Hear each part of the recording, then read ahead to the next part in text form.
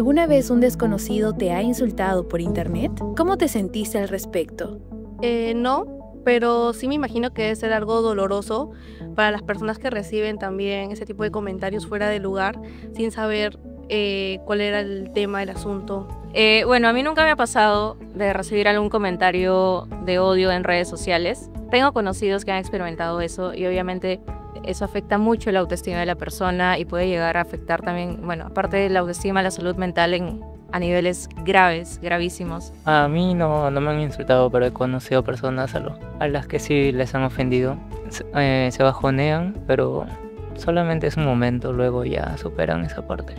Bueno, sí he tenido alguna oportunidad que me han hecho con comentarios bastante desagradables, ¿no? A uno no la conocen y empiezan a juzgarnos por actitud, por ciertas cosas, por lo que uno sube a redes sociales. Bueno, me ha afectado principalmente porque me indigna, cierta indignación por comentarios que, como lo voy a repetir, uno no la conocen y juzgan pues a la persona, ¿no? Y entonces te hace sentir mal, te hace pensar de repente si el video que subiste es algo de diversión o no, pero te da la ganas de repente bajarlo, retirarlo de las redes sociales, pues, ¿no? A veces se puede tomar como una broma cuando uno molesta o fastidia a alguna persona a través de las redes, pero en realidad no es un juego, porque ejercer violencia hacia otra persona a través de las redes no solamente perjudica a la que recibe la violencia, sino también hay un compromiso en la salud mental de quien ejerce la violencia. Ambas partes, la víctima o el agresor, tienen un compromiso que debemos tomar en cuenta. Por ello, para hablar sobre ello y cómo afecta el ciberacoso en la salud mental de las personas, tenemos hoy la entrevista con el doctor Martín Noé Grijalva, quien nos va a dar a conocer cómo este panorama actual repercute tanto en la salud mental de las personas y qué hacer frente a ello. Soy Dani Araujo, bienvenidos a Cayetanamente.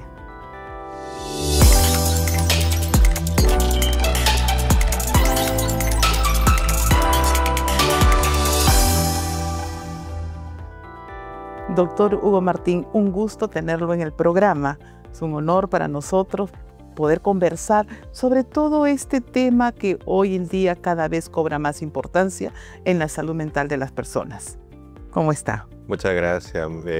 Agradezco la invitación a la Cayetano Heredia, justamente para ver este escenario y un problema muy complicado hoy en día, justamente el tema del ciberbullying. Así es, el ciberacoso. ¿Cómo debemos entenderlo? Bueno, es una violencia ejercida a través de medios digitales. Lo que anteriormente era la violencia conocida como bullying o acoso escolar en los colegios, ahora esto se ha trasladado a temas digitales, ¿no? El agresor ahora ve una oportunidad a través de los medios digitales para ejercer justamente esta violencia a otras personas, ¿no? Especialmente a sus compañeros que pueden estar muy vinculados justamente a su vida cotidiana, ¿no? El asunto está que no es una situación nueva, es algo de todo el tiempo que se ha ido dando con las diferentes modalidades y ahora con el medio que usted señala, ¿no? Cómo es que a través de las redes podemos ejercer este tipo de violencia. Exactamente, ¿no? Ya la tecnología avanzó y justamente estos tipos de personas ven como una oportunidad el tema de los medios de comunicación o ven el tema de las redes sociales, ven el tema del internet como un canal para poder ejercer esta violencia justamente a otras personas, ¿no? Doctor, y justamente lo que usted dice, una oportunidad, pero quizás una oportunidad que cobra más importancia, ¿no? Porque estamos hablando quizás del anonimato. Así es, claro. Esta persona que ejerce esa violencia a través de las redes sociales o a través de los medios digitales justamente se escuda, no se cubre justamente de ese anonimato para poder ejercer esa violencia, ¿no? Estos escenarios se están dando con mayor frecuencia en adolescentes, ¿no? En este grupo que también se da en la vida adulta, especialmente en universidades, institutos, donde está justamente esta persona oculta, ¿no? Detrás de una red, pero ejerciendo una violencia que posteriormente va a generar un problema en la salud mental de la víctima, ¿no? La violencia propiamente que se expresa a través de este medio. ¿Cómo es que el público puede entender este comportamiento, ¿no? ¿Cómo se explica este tipo de reacción? Parte de lo que es este proceso de violencia que se está dando a través de las redes o a través de los medios digitales, ¿no? Son personas que están hostigando, están de repente transmitiendo una información equivocada o de repente una información que está afectando justamente al quehacer de la otra persona, ¿no? Y en el interín, justamente la dinámica hoy en día, por ejemplo, citamos a los adolescentes, muchos están muy pendientes de las redes sociales, del like o de la aceptación que le están dando al respecto. Es ahí donde la persona que ejerce violencia, en el caso del acosador, ¿no? de lo que es el tema del ciberbullying, ¿no? Entonces ejerce justamente una violencia indirecta aprovechándose justamente de esos medios para atentar a una persona al respecto, atentar en sus derechos justamente, ¿no? Porque ya violenta esos derechos que tiene esa persona al respecto, ¿no? Y hablamos entonces de dos elementos importantes. Por un lado, el que ejerce la violencia y por otro lado, la persona que recibe la violencia. ¿No? Es necesario distinguirlos porque ambos están comprometidos en su salud mental. Así es, ¿no? Una persona que la que ejerce justamente la violencia es el agresor, la persona que de repente está disfrutando de esa acción equivocada, malsana, y hay una persona que quiera no es la víctima, que es presa fácil justamente de todo este proceso que se está dando en las redes sociales, ¿no? De repente de una difamación, de una foto o de algún comentario y comienza como un bombardeo, ¿no? De información en las redes y la víctima se encuentra en la presión de toda esta información, pero siempre hay una persona que está generando esa violencia al respecto hacia una persona, ¿no? Que es la víctima. Doctor, y considerando esta situación en el plano de la empatía, ¿no? Cómo nosotros como público podemos mirar y comprender la situación, ¿no? Pongámonos en la posición de las víctimas, ¿no? ¿Cómo podemos comprender que las víctimas están teniendo elementos que les causa daño en su salud mental? ¿No? Sí. ¿Qué está pasando con la víctima? Sí, hay un detalle importante que se ve mucho en los adolescentes a raíz de una serie de casos que atiendo a nivel privado, de los adolescentes indirectos, como que no me meto, no es mi problema y asumo una indiferencia total, ¿no? Son muy pocos los que tienen una empatía en relación a poder ayudar, qué hacer justamente con la víctima o qué hacer con el compañero que está siendo víctima de un ciberbullying al respecto, ¿no? Y se observa en la mayoría como que hay una diferencia como que no es mi problema, no me pasa y a mí no me meto en esta situación. Entonces, por lo cual es como que la víctima en ese escenario se siente sola, total. Y de repente también en los escenarios, puede ser en algún colegio, en algunas otras instituciones, de igual manera, él no encuentra un soporte inmediato, ¿no? Al respecto. Entonces, un poco que vemos también que la víctima, al observar todo este escenario de violencia, es como que se encuentra sola ni no sabe qué hacer. Y es ahí donde el agresor se aprovecha más de estas circunstancias para poder seguir violentando, ¿no? A esta persona a través de este medio, ¿no? Entonces encontramos que la víctima, al sentirse sola, esta persona comienza a tener una serie de afrontamientos a veces no productivos, ¿no? Y una serie de estados emocionales que afectan su salud mental. Podríamos hablar que puede aparecer de repente situaciones de ansiedad colectiva, depresión o otros indicadores clínicos. Así es, no solamente se presentan síntomas psicológicos que comienzan ya a generar en la persona que es víctima. La literatura inclusive lo menciona, ¿no? Que se presentan síntomas de depresión, síntomas de ansiedad, aislamiento o un proceso ya de temor a poder ir de repente al colegio donde es parte de y está siendo la alumna, como dice, bulliada al respecto. Entonces sí hay una afectación a su salud mental. El detalle es que eso no es hablado, no es expresado. Y quiera o no, a veces los padres no tienen la información rápida qué le está pasando de repente a mi adolescente, a mi hijo, o de repente no a otra persona para poder saber qué hacer, qué actuar. Pero sí, inmediatamente, acuérdense que hay un tema social ahí, una presión, ¿no? Que todos, vamos a poner que todo el colegio se ha enterado de esa información, que hay alguien que está generando una violencia, ¿no? Y entonces es la parte social lo que hace esta persona de víctima sentirse con depresión, síntomas depresivos, síntomas de aislamiento, que ya no quiere ir, ya no quiero ir, quiero irme, quiero escaparme, ya quiero irme de esto. Y en algunas cosas se han encontrado a veces indicadores de intento de suicidio. Correcto, entonces ese escenario es complicado. La presión social, especialmente para los adolescentes, es muy fuerte, ¿no? Entonces, por lo cual ser el centro de la atención, vamos a poner así, de todo el colegio por alguien que está generando una violencia a través de las redes sobre un tema X, sobre los enamorados, o porque me quitó el enamorado y entonces entro en venganza y comienzo a generar una serie de violencia. Pero acá hay un tema, doctora Dani, al respecto. En la etapa de los adolescentes que se da mucho este escenario de lo que es la violencia a través de las redes, muchos adolescentes piensan que es un juego, piensan que es algo gracioso, es algo como que, bueno, quiero fastidiarla a mi amiga o a mi amigo porque de repente, no sé, me hizo quedar mal en el partido, en el vole, o me hizo quedar mal en la fiesta. Entonces yo comienzo a generar una serie de mensajes, de mentiras, pero comienzo indirectamente a destruir a otra persona. Entonces un poco que ese adolescente piensa que es algo sencillo, es algo que es un juego. Y lo curioso es que hay en algunos escenarios, algunos papás, que también lo minimizan ese hecho del agresor. Como que de repente dicen, no, bueno, mi hijo sí, cometió no sé, como dice, un tema, un juego, ¿no? Y ¿quién no en su vida? Así juegan. Así es.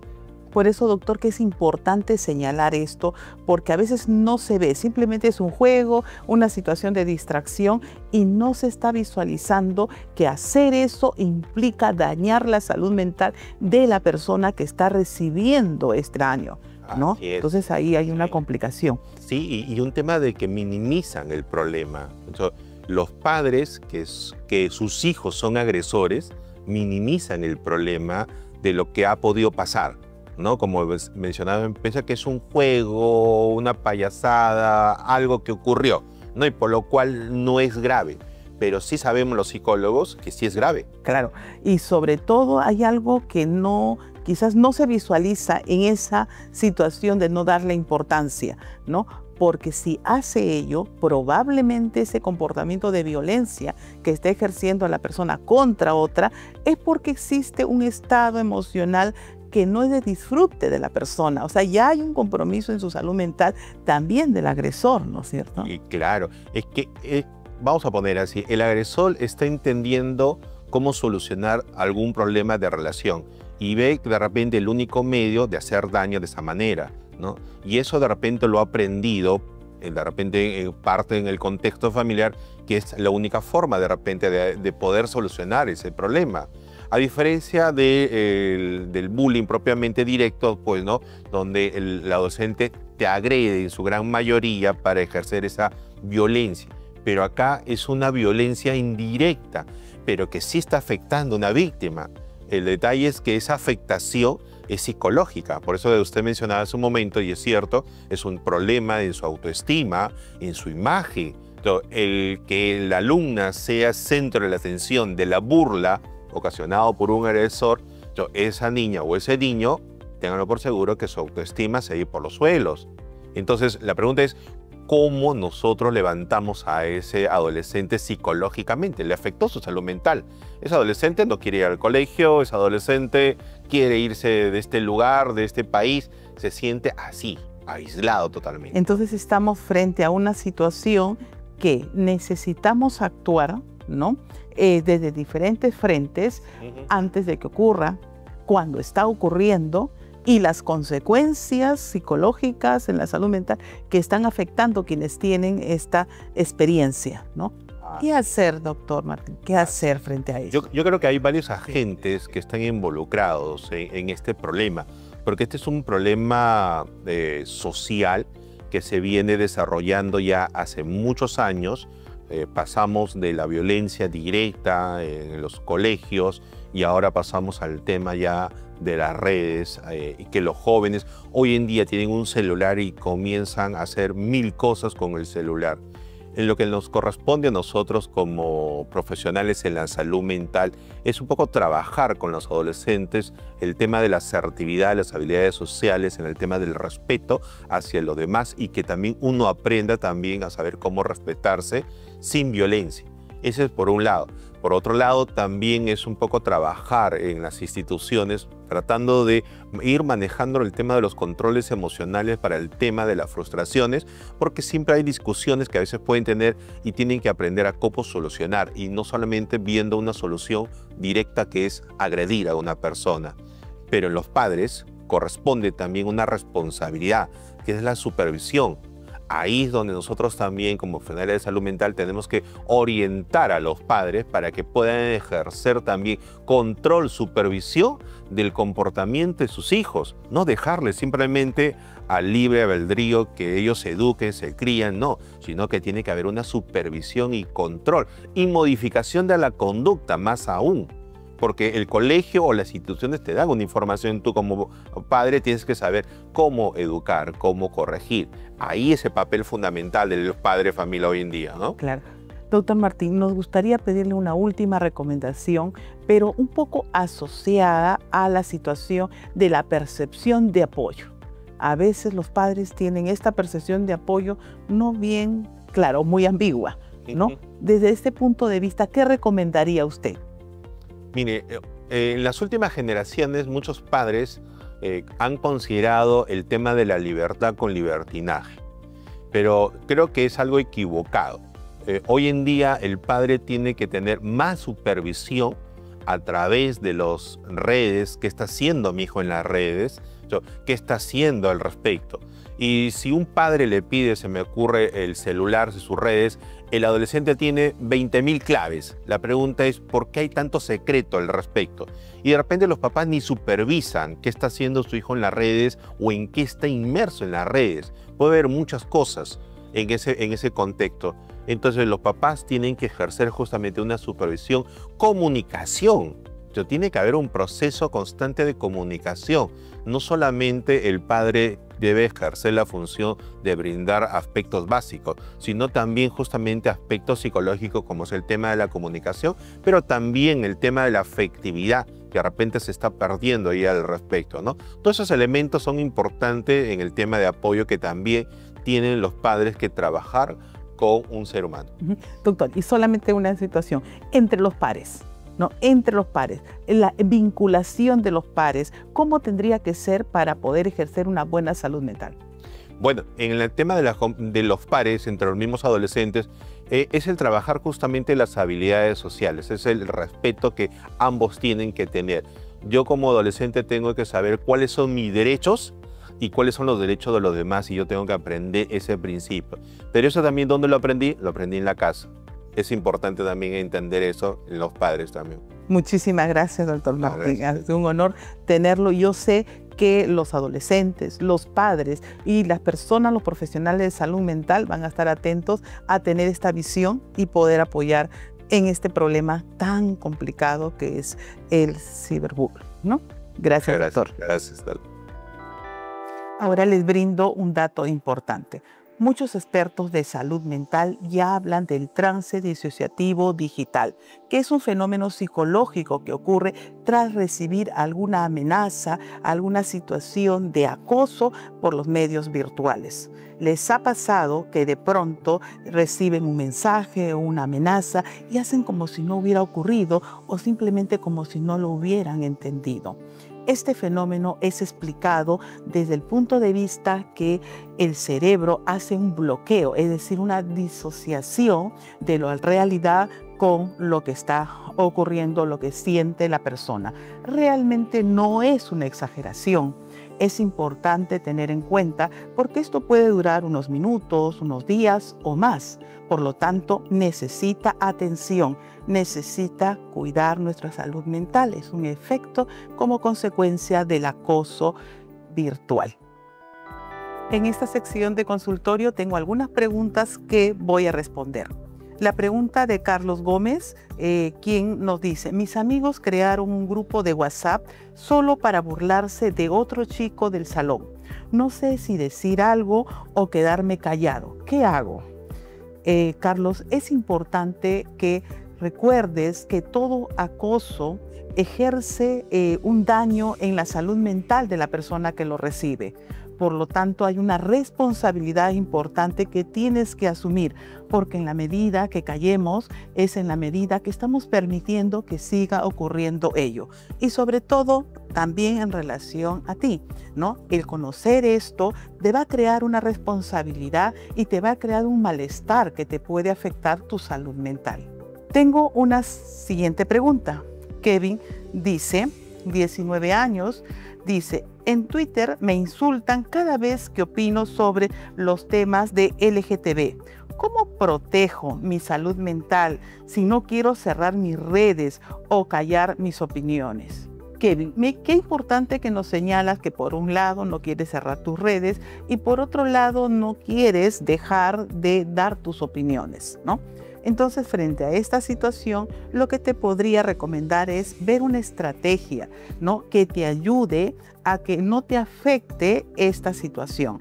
Probablemente, ¿no?, el ignorar o instigar esta situación podría ser una alternativa. También recuerda que es importante tener una apertura hacia las opiniones sin que esto te cause malestar. Hoy con el doctor Hugo Martín Grijalva hemos visto cuán importante es que los padres sean supervisores, que el contexto no sea aquel contexto ciego que no vea cómo es que a veces las personas están ejerciendo el ciberacoso y otras personas están recibiendo esto y en ambas situaciones se está afectando la salud mental. Muchísimas gracias. Continúenos viendo en nuestro programa Cayetanamente en cayetano.plus y escucharnos por Spotify.